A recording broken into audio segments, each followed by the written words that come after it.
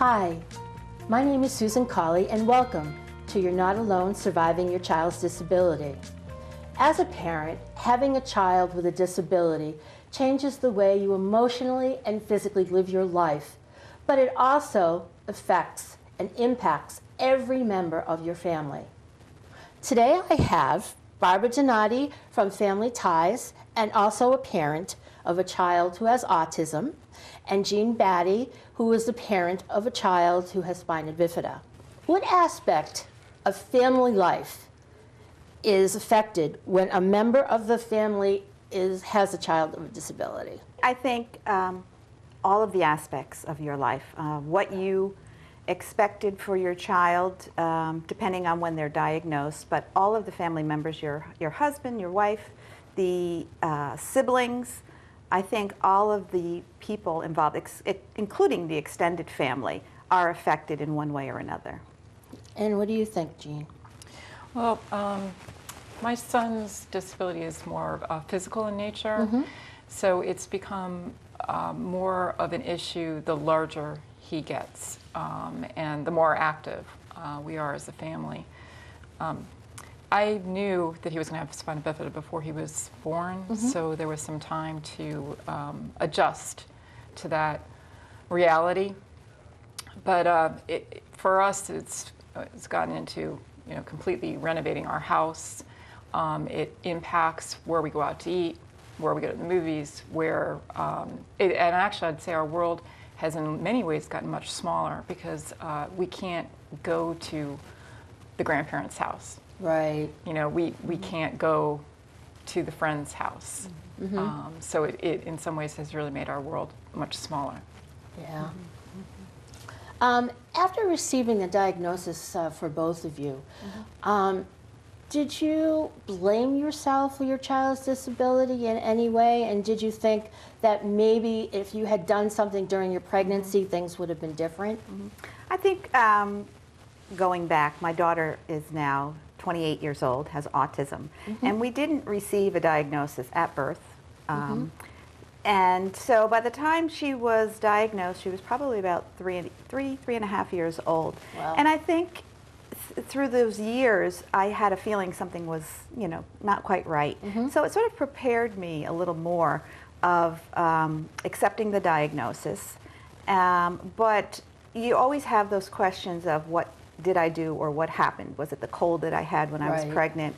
Was it something I ate? So you're always looking for that possibility of something that you did. And I think that is just human nature, that we all try to find a reason of what caused that.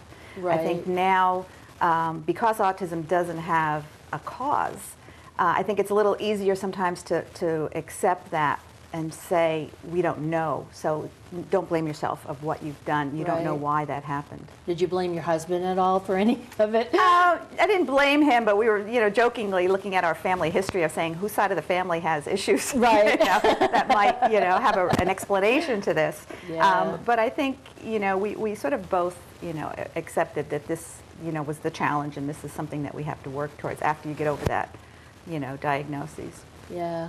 Jean, how did you feel? Well, there's definitely something genetic going on in our family. On my side of the family tree, it was interesting. Our oldest child was actually born with a club foot. And we were looking for a club foot when we discovered our son's spina bifida.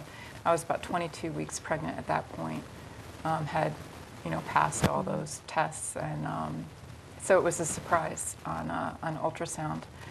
It's interesting. We see club feet and spina bifida in the same part of my family tree, and it's more distant. It's more cousins.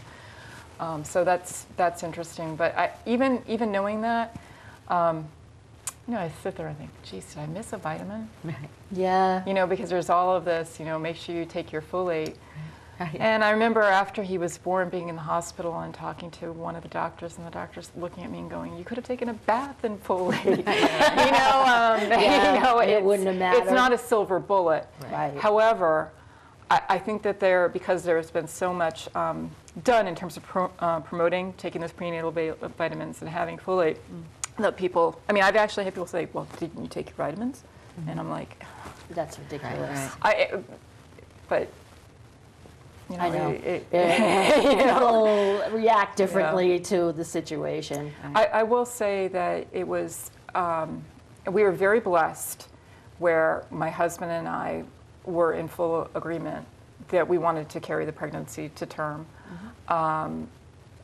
Frankly, I was even surprised that it was an option, how far along I was in the pregnancy. But it was never a choice for us because we Wanted the child. we were committed to having the child.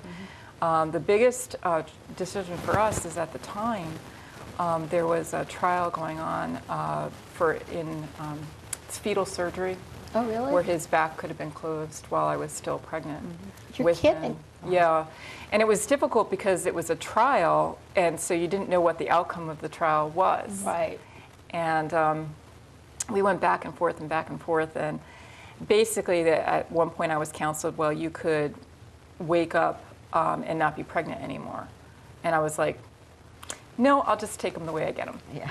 I'll be happy with who he is. So at the time I didn't know if it was a boy or a girl, but because I didn't want to know that. I wanted some happy information. It was so funny. I had, Right. obviously everyone knew, but I didn't know. How did the rest of your families react to the diagnosis? Oh, One of you? it was ahead. quite something. So my husband and I found out at 22 weeks. And then that following week, because if we were to have this surgery, we had to have it done by 25 weeks. So it was very little time here. We did this grand tour of all of these neurosurgeons up and down the East Coast trying to figure out what we wanted to do. And then we made the decision not to do anything. But we didn't tell anybody at that time because it was a lot. It was a lot for us to take in. The first person I told was my maternal grandmother, whose reaction was, you need to get rid of it, it's going to ruin your other kids. Really? And that was really That's very, a very tough very thing to hear. difficult to hear. Yeah. And, my in-laws have been very supportive. My mother, sadly, is deceased. My father, not so much. And the older my son became, he's 8.5 now, but when he wasn't able to get up and walk, the distance increased when it became more and more evident that he was disabled. With your relatives, you mean with your extended family, so to Yeah, speak? with some of my extended family, yes. Wow. Barbara, what happened with your family? How did they accept Well, the diagnosis? once we had the diagnosis, as I said, my daughter wasn't diagnosed until she was about 3.5. And at that time, we didn't get an autism diagnosis. And going back that many years, that wasn't a common diagnosis. No.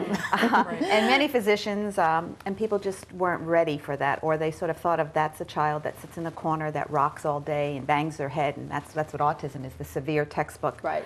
diagnoses.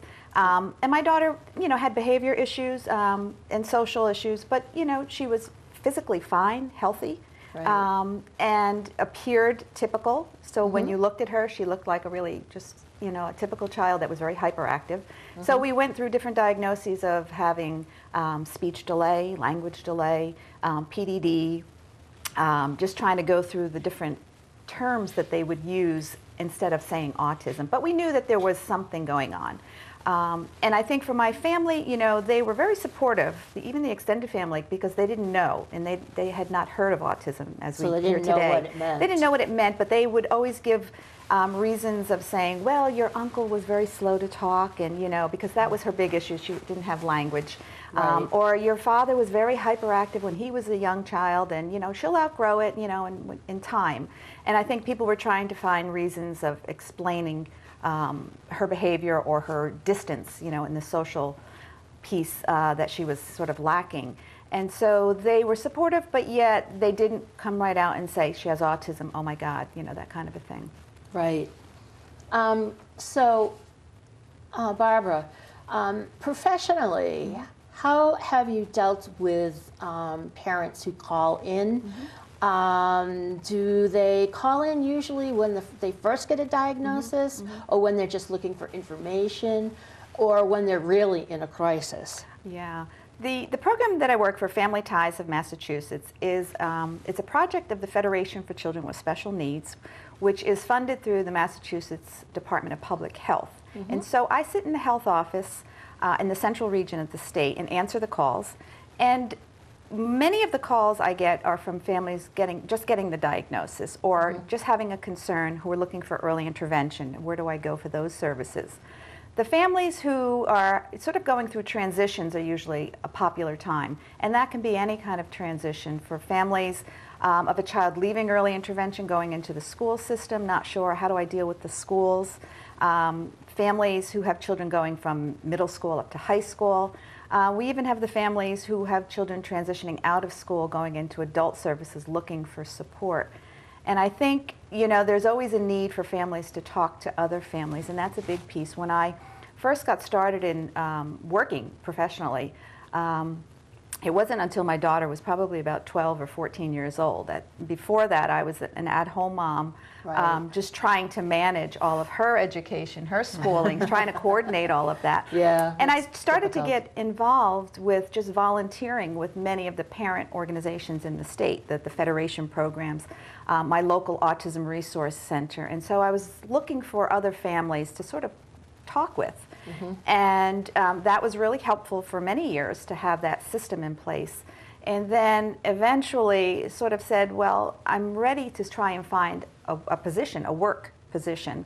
By trade, I am a speech therapist. Oh, that's interesting. Years ago, and it was always funny because I used to joke saying, you know, my daughter didn't have language in it, so I got I'm a speech therapist. But decided that because of her day, that I needed to find a job that sort of was the parent-friendly job, the flexible hours, you know, that worked between the 9 and 2 or something like that. And this Family Ties position just opened up, and I was very fortunate that it was very close to home, that I was able to fit that into my schedule. Although it's a part-time position, I thought the benefits of, you know, getting information for my own child as well as helping other families out there was just sort of a win-win situation. Yeah. Has the relationship between your husband and yourself survived the stress and anxiety that is provoked when you have a child with a disability? Barbara? Yeah, you know, I think you go through different phases, the way, you know, raising your child and going through your marriage. My husband and I will be married, I think, 35 years, and we have survived. And I'm not going to say that it wasn't easy and that there was a lot of stress and a lot of struggles. Just managing to keep your marriage intact and yet provide the support that your child demands. And I think that's very challenging on how you do that. And I think you have to put a lot of work into that and not sort of ignore that or push that aside, that you have to be aware of the stress on all of the family members. Right. Jean, how's your relationship with your husband? It's funny, we're married for 25 years, so I'm 10 years behind you. And we have teenagers as well, so that's very stressful. I think right now, in some ways, the teenagers are more stressful than the child with the special needs. But, I agree. you know, I can only imagine what it's going to be like when he's a teenager. But no, he's been enormously supportive, although it has been stressful.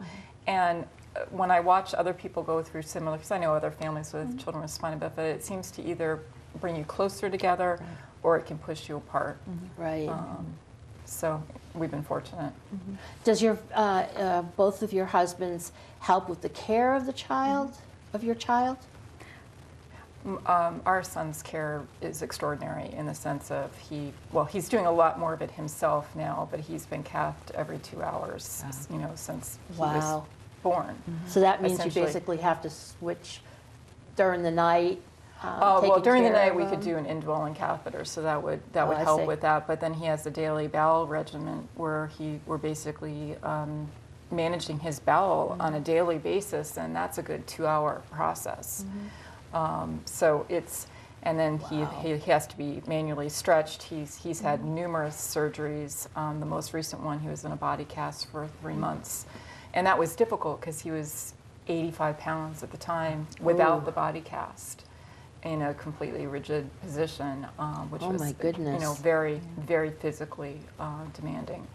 So My husband, it's funny, he did a career change right before our son was born. He's been much more available time-wise, so that's been helpful. It's, Wow. it's funny the way things kind of fall in place sometimes. Yeah, they came at the right time. Exactly.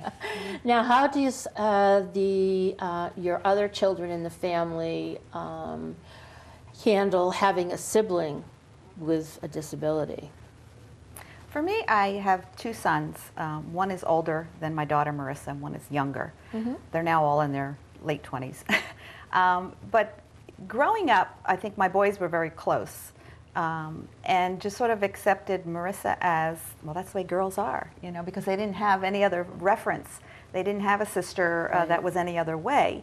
And so they were really good with her. They still questioned, you know, why she did certain things or felt uncomfortable maybe bringing their friends over if she was having a behavior issue or their tantrum or something like that. But they were accepting of that, and I think that they're very close now, as close as a male and a female sibling can be. But my boys have always had each other, which was really nice that they, as they've gotten older, they've gotten a lot closer as well. I think that's just happens in age. Were you able to spend time with them alone, excluding your daughter, or? Yeah, my oldest son was obviously he was 3 years alone before my daughter came along, obviously. But then, you know, as my boys were younger, they were really involved in, you know, the baseball and the not so much football, but soccer was a big sport for them. And so we, you know, my husband and I, we brought my daughter along when we could to activities, but then there was also times that we would take turns going to events so that we could really enjoy my son's activities and what they were doing. So there were opportunities that we were with them individually, but yet tried to do as much as we can with the family. Is your daughter verbal? She is verbal. It's limited. She has a lot of scatter skills. With autism, her memory is incredible, and she does have much better expressive language than the receptive. You know, she still has a lot of trouble understanding the why questions and how did you do Yes, this. that's too Yeah, it's just too abstract. elusive. Yeah, I mean, she's very good at the concrete, and so she gets her needs across and she understands completely what you're asking. And we joke of saying, you know, she probably knows a lot more than she's sharing with us, you know, what she's able to do. But yeah. And Jean, how are your siblings or your sons dealing with it? I think we see the best and we see the worst, in the sense of, I mean, my daughter, she's 13 now, Right. she's very dramatic, and you know, she'll say, "I've ruined her life," you know, that I don't have enough time for her, and it can be very, very, very difficult. She is an angel with her brother. Is she really? Yep. That's so sweet. She and they're both really look out for him, which is wonderful.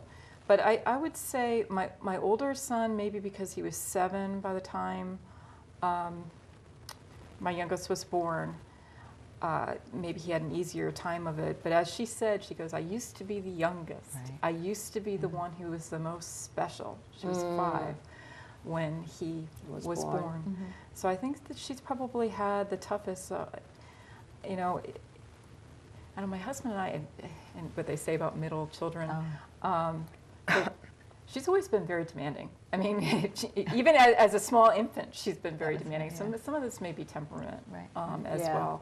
We've done more with her with SIB shops, which she's been very responsive to. I don't know if you're familiar with them, but No, not they're actually. sibling workshops where they'll bring together siblings of all, you know, different types of disabilities. I wish I knew about that when my oldest daughter, you know, when she was dealing with, I have 2 autistic daughters, and she seemed to have a lot of trouble with them when they were growing up, just because their skills were very limited.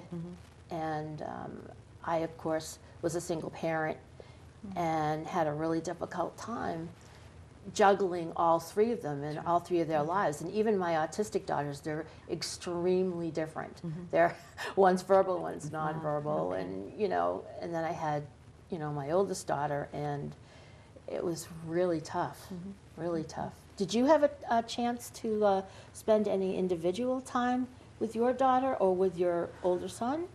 I try very hard. Sometimes there's just not enough hours in the day. I think it's also the age, when you're dealing, like as you jokingly said, the teenage years are really tough years. They're tough years for any child. And the middle school children, just trying to find their own, independence, their own, who they are as a person. It's really hard. I think that's probably part of it. And in middle school, you want to be like everybody Yes. else. Absolutely. You want to be like everybody else. And Right. our family is not No. like Right, a typical everybody family. else. Right. No, we're not. And for better or for worse, I mean, Right. you can see immediately. I mean, because it's a physical disability, but there are some processing issues also associated with him, where can take a longer time trying to understand something. So it's even a little bit more involved than just the physical side. Now, how do you handle special occasions? Especially if, like Christmas or Easter or another large gathering with your extended family. How do you handle that? When my daughter was young, well, first of all, my family is scattered. So most of my family, when my daughter was younger, was down in New Jersey, and us living up here, we didn't get down until the Thanksgiving and the Christmas holiday. So it wasn't a lot of opportunity to have the large group together.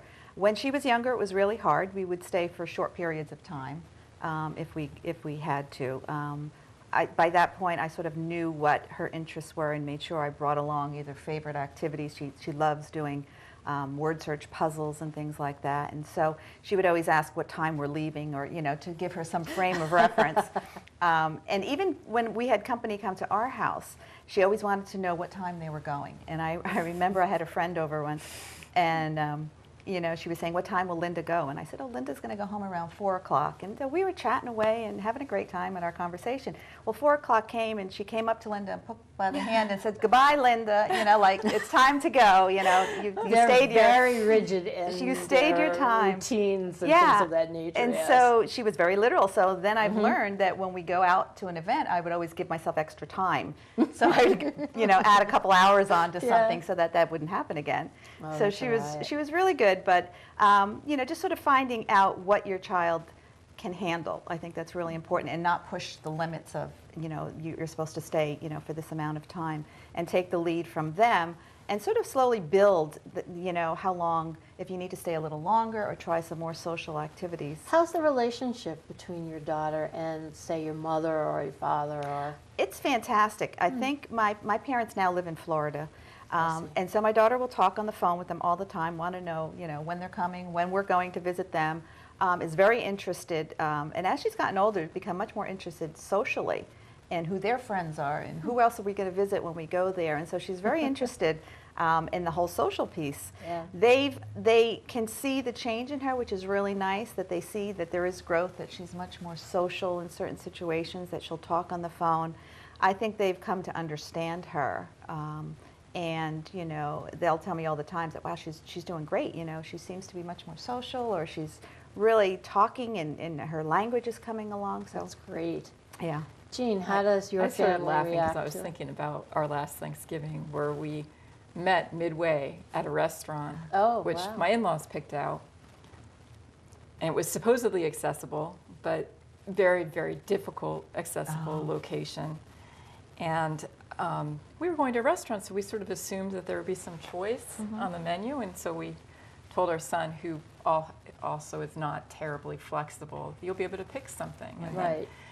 when he couldn't pick something, and he held it together. I was really prepared for things to the just worst. completely fall apart. Right. And it's a long table, and he's at an end, and my mother-in-law's at the other end. She's sitting next to my daughter, and I found this out later, because basically he pretty much ate rolls. That's what he pretty much ate. Wow. But he was well behaved. Yeah. That's He was great. eating rolls. He was well behaved. But my mother-in-law interpreted it that we're doing a terrible job with him, Oh my God. and that he Yeah. really should be eating it. And I'm like, sometimes you just, maybe it's also as a parent. When I was younger, I would have been like, really stressed out about it. yeah. But I'm like, he's my third. Yeah. And it's like, he's holding it together. Exactly. That's a major accomplishment right there. It's Absolutely. wonderful. And Well, I think don't you know. also, as you get older and your children get older, you sort of learn to pick your battles, or Right. you learn to sort of say, I really don't care what other people think. I know what I need to do and how my family needs to function, that I don't care if you think that I'm doing a bad job. You sort of, don't take it personally, because everyone will have an opinion on what you should be doing, yeah, Yeah. isn't that the funny. truth? Yeah. Yeah. Absolutely. Do you ever go on vacation or do any type of recreation together as a family? We have. We've gone on, again, my daughter was older. She was probably like 15, 16 when we really took a formal vacation, like we went on a cruise, which she loved. Wow. It was challenging. Water. Yeah, she loved that. It was challenging in the beginning, but then she got the bug for travel and she loves vacations. So, the little Great. trips that we would go visit my parents in Florida, she loves traveling by plane. She will go cross country if we had to in a car. She loves to travel. Isn't that funny? My kids love travel. And she too. knows directions. Yeah. It's just that she just wants to go places, and so she always wants to know when we're going home. Just to sort of have that frame of reference. But she's really good. So we've done some vacations. We've also gone, to the shore for a weekend kind of thing. So she's very good about going away, but wants to know when we're coming back. I think that's the piece. Always that, all her stuff is at time home. We have to frame. make sure, that Yep. we can get back to our stuff. It's funny you should say a cruise, because that was for our 25th wedding anniversary. We went on a cruise. Wow. We took the kids with Yeah. us because his health situation. We just couldn't we leave. just needed Right. to take him, Yeah. take them all, and actually it worked out really well. Yeah.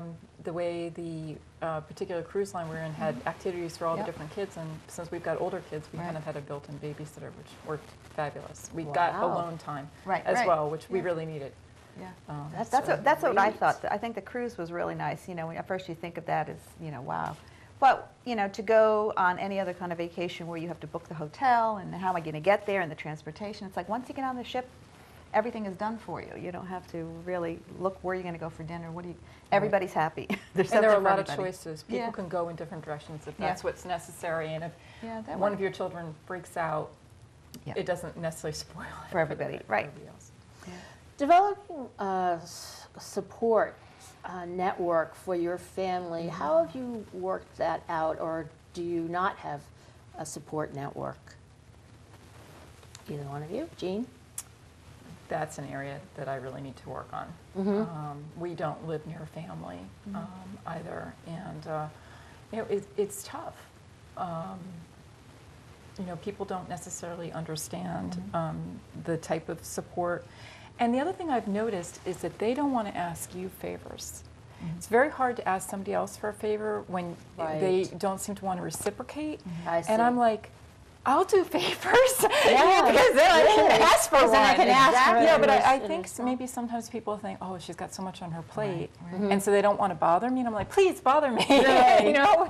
because I like that kind of give and take. But I think Yeah. that is, and given the fact that I have 3 kids, lots of medical issues, I haven't put a lot of time into my own social network, and that would be a good thing to focus on. Yeah, I mean, do you have any type of respite care that can take care of your son, or is that non-existent at this point? I probably could look into that. It's probably out there in some Oh, it is, form. yeah, in some form. But I just haven't, put it this way, he right now, for whatever reason, we're going through a phase where he doesn't want me on a different floor of the house. I mean, Oh, gee. yeah, it's a difficult phase right now. So hopefully we'll get there, because I would really like to take a vacation with my husband. Yeah, You that know, would. And, he travels a lot for work, and Does I he would love. really? He's going to Hawaii So and you Italy. I'm like, I basically need to Oh go. my Wow. I got to talk to you about this. I got to figure this out.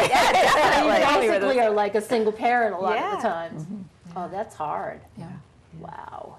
I think building that support network is critical. I've seen, in the beginning, when your children are young or before you have children, you have that whole social you know, friendship based on interests and hobbies. And then as your child sort of comes into having a disability, you sort of focus on people that have similar disabilities or something in common there. My world in the beginning was also around other families that had children with autism, because I'm looking for advice and information on what should I do and who's out there, what strategies do I need to help my daughter. So many of the friends that I made when my daughter was 3 or 4, when she was in early intervention, I'm still very close to today in terms of support. Many of them have also gone into parent professional positions that sort of fit into their schedule as well, because many of the state organizations and programs that are out there now are looking for parent leaders to come and be a voice to share with the organizations. And so it's really nice to have that job where you're getting information on what's available for your child, and yes, it's also giving you that emotional support that you're talking to another family member or a friend, you know, about just the emotional support. Now, as a professional, do you, when people call in to Family Ties, do you make any kind of recommendations as what they can do for family support? I think the first thing, you know, when I talk to families is to let them know that I'm a parent, that I've sort of may not have the same, you know, my child doesn't have the same disability as your child, but I know what you're going through in terms of the emotional support and the stress that your life is taking. In our program, we offer lots of information. We do workshops for families to help educate them on what's happening in the community or around getting organized. We do a great workshop on helping families create a binder that they can keep all their materials in. A big piece of our project is also parent-to-parent program, where families can call and be matched to another family either in the community, anywhere in the state, based on their disability, their geographic location, to talk to someone else. And I think that's been really important for families to know that they can talk to another family throughout the transitions, as I said earlier, that when your child's going into high school, you need to talk to another family who's been there, or at least, you know, a year or two ahead of you, just to say, what should I be thinking of, or what else, you know, do I need to know about? How do I access services, you know, when my child turns 18, you know, Social Security and Medicare and all these other programs out there. A lot of questions, It's really important to have someone that you can go to ask the questions so that you don't miss opportunities. I've heard many families say, oh, I never knew about that program because they weren't connected. Right. Jean, is this something that you might look into? Oh, absolutely. It's funny, when you look at these resources, I'm actually volunteering right now for the Massachusetts Architectural Access Board, which is a great state resource if these places are supposed to be accessible, but I have to tell you, there are lots of places that are not accessible in terms of bringing access. So that's been very useful, but I think in terms of my own trying to put, it's really carving out the time to focus. And it shouldn't be this, but mom comes last, which shouldn't be, because you should put your oxygen on first before you go. You know, I mean, it shouldn't be that way. So it's easier said than done. Yeah. I guess the last question that I want to ask is, have you planned any kind of a future for either one of your children, or a future basically for the rest of your family? For me, now that my daughter is in the adult system, you know, we sort of moved from children's services to adult services. She is in a day program. She does have a job. So, you know, her day is pretty well structured. Her living situation, she's still at home. Unfortunately, she's not a priority. Right. For living. Once DDS finds that out, exactly, you know, that they're living at home, they don't rush to put them in. Right, because, you know, she doesn't have any real true behavior issues. She doesn't have any danger to herself or to anyone else. So what happens when you move into the adult system? It's all based on priorities of needs. Have you heard of autism housing pathways? Yes. Okay. That's a good friend of mine. Exactly. The next working on that. The next step is to look at, you know, the housing situation and what do we do there. And because she's not eligible for DDS housing or any of the priorities there, it now falls on the families to create housing situations. And that might be something where I would purchase a home and build in the supports That's a big job. Well, And financially, how would you even do that? Exactly. You know, there's different situations where families will come together and pool their resources to build a house or buy a house, buy a condo. So there's a lot of different ways of creating that. It's just, you know, most of us, you know, in my situation, it's like, well, we've got the day program going. It's like, do I really want to jump into that hurdle? You know, my husband and I are not retired yet. We're not looking at, you know, that far down the road. We're sort of like saying, okay, let's just take it day by day, but know in the back of my mind that's something that we have to address soon. So I've been going to a lot of the housing workshops and the conference. Families Organizing for Change had a huge home conference to just share with families the different options that are out there when you're looking at creating that home for your child. Oh, yeah. Jean, I know your child is relatively young still. Do you have any possible future plans for him? Well, he actually has the same vision statement I developed when he was 3, and part of that vision statement is we want him to progress through the public school system along with his peers, and hopefully he'll have the skills to go on to college and have, you know, be able to live independently. Part of his vision statement is also him learning how to be an effective self-advocate. Right. I mean, that's been there since he was 3. That's And great. we're working on that. Now, we're very fortunate. We're actually in the process of building a new home, and we're going to have a separate counter area with a drawer dishwasher so that he can also do the dishes, Wow. because I think that that's really important. I think His it's siblings fabulous. are really excited about that, because Really? right now they do the dishes, and they're like, why doesn't he have to? And I'm like, because he Right. can't reach the dishwasher. But Right, with this new house, he will, and I know that it sounds like a small thing, but it really, really truly is not. So we're working in that direction, although I will also say that we have designed the house in such a way that if he ends up staying with us for longer than we might anticipate at this time, that it's kind of a separate wing is set up. So we're trying to support him physically and also get all the resources we can to hopefully he will live a productive and independent life with a minimum of supports. But you don't know. Wow, you never know. You don't know. The future is one of those blank things that you just hope everything works out. Right. Well, you know, I think that's part of having a child with special needs, though, is it's made, with my other kids, I've sort of had all these assumptions Right. on what they're going to do. True. And I don't have the same assumptions. I have lots of dreams for him. They may be a little bit different. But he's also been a huge lesson in living kind of each day, each week. We're going to see what happens next, and we're going to have confidence that we can respond to whatever happens next in the best way we can as a family. Well, I think both of you have a very positive attitude towards the child with a disability as well as the family as a whole. And I thank you very much for coming on the show. Thank you for having me. And I hope you've enjoyed the show today. Please join us again on You're Not Alone Surviving Your Child's Disability.